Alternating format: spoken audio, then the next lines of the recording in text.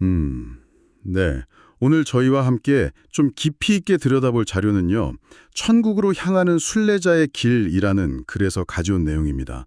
특히 그 누가복음 16장에 나오는 예수님의 유명한 비유죠. 부자와 나사로 이야기. 이걸 중심으로 과연 우리가 영원한 천국에 들어가려면 뭘 알아야 하고 또 어떻게 살아야 하는지 그 핵심을 한번 파헤쳐 보려고 합니다. 이 글이 근데 시작부터 아주 그냥 도발적인 질문을 던져요. 좀 생각을 확 흔드는데요. 어떤 전도지 문구를 인용하면서 이렇게 묻습니다.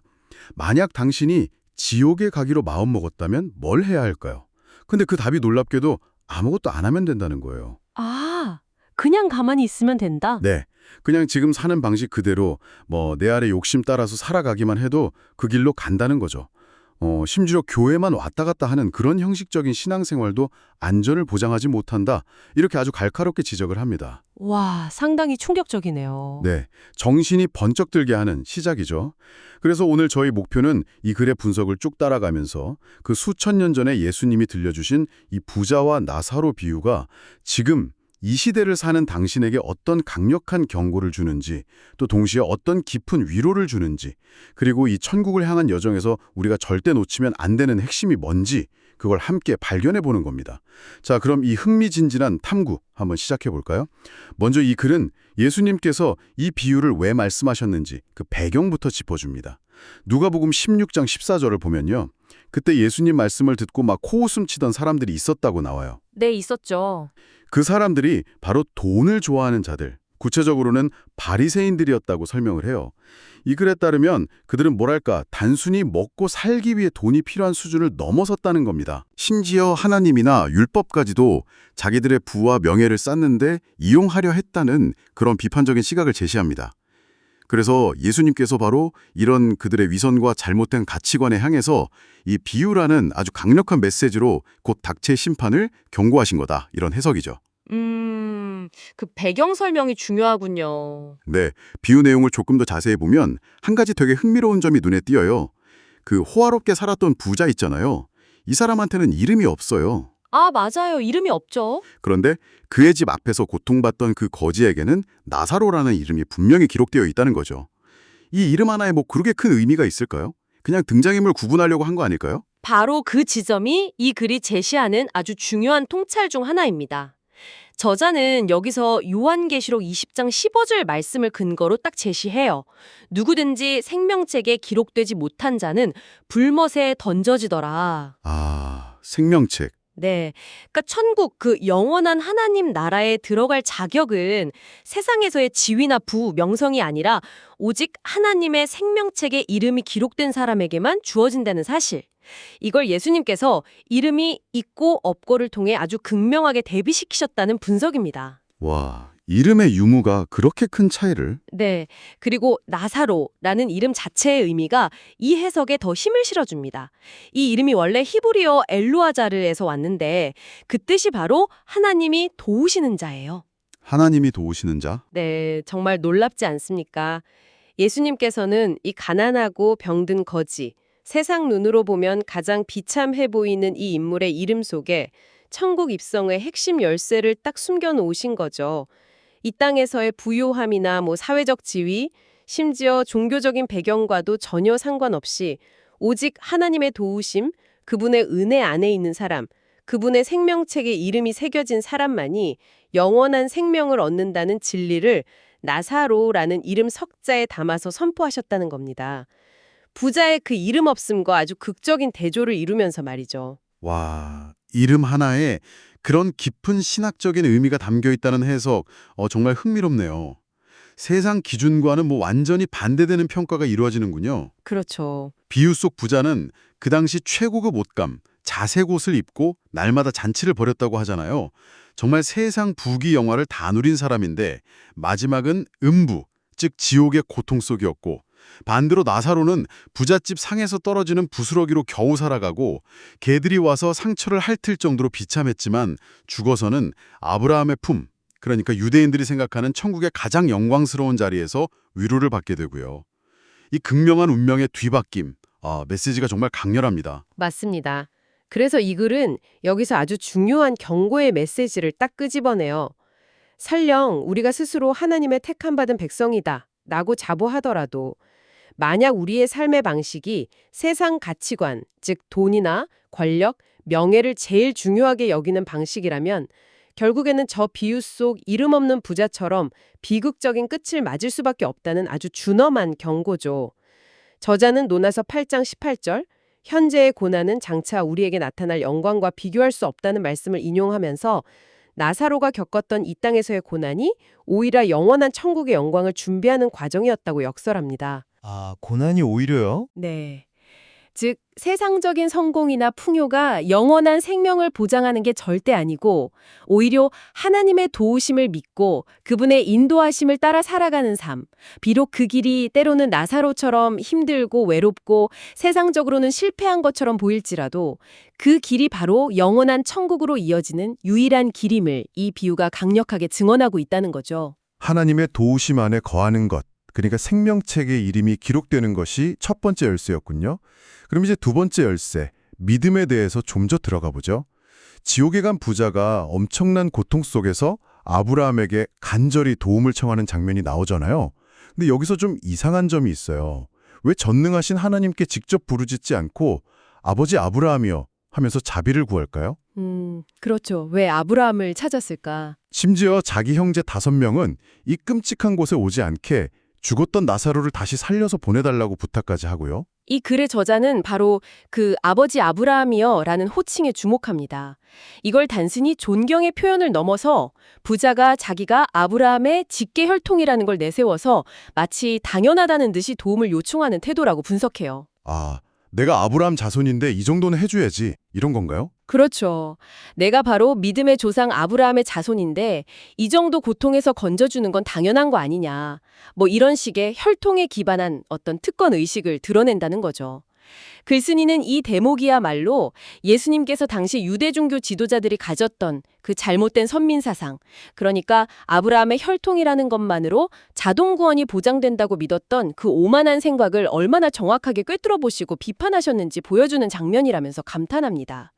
부자는 죽어서까지도 여전히 뭘 의지해야 하는지 깨닫지 못하고 있는 거예요. 참 안타깝네요. 죽어서까지도. 네, 실제로 성경 다른 부분들도 이런 혈통성심의 구원관을 정면으로 반박하거든요. 예를 들어 마태복음 3장에서 세례 요한이 바리새인들한테 이렇게 경고하잖아요. 속으로 아브라함이 우리 조상이라고 생각하지 말라. 좋은 열매 맺지 않는 나무마다 찍혀 불에 던져진다. 열매가 중요하지 혈통이 아니라는 거군요. 그렇죠. 또 요한복음 1장 12절 13절은 더 결정적이에요. 영접하는 자 곧 그 이름을 믿는 자들에게는 하나님의 자녀가 되는 권세를 주셨으니 이는 혈통으로나 육정으로나 사람의 뜻으로 나지 아니하고 오직 하나님께로부터 난 자들이니라. 천국 시민권은 혈통이나 인간적인 노력으로 얻는 게 아니라 오직 예수 그리스도를 구주로 영접하고 그 이름을 믿는 믿음을 통해서만 주어진다. 이걸 너무나 명확하게 선언하고 있습니다. 그렇군요. 혈통이 아니라 믿음이 결정적이다. 근데 그렇다면 이 글에서 강조하는 믿음이라는 건 구체적으로 어떤 믿음을 말하는 걸까요? 그냥 나 하나님 믿어요 하고 입으로 고백하는 수준은 아닐 텐데요. 부자도 어쩌면 하나님이나 아브라함을 안다고는 생각했을지 모르니까요. 아주 중요한 질문입니다. 이 글은 그 답을 찾으려고 믿음의 조상 아브라함의 삶을 깊이 들여다봅니다.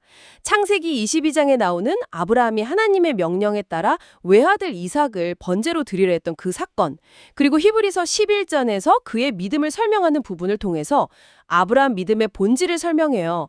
그의 믿음은 단순히 머리로 동의하거나 감정적인 확신이 아니었어요.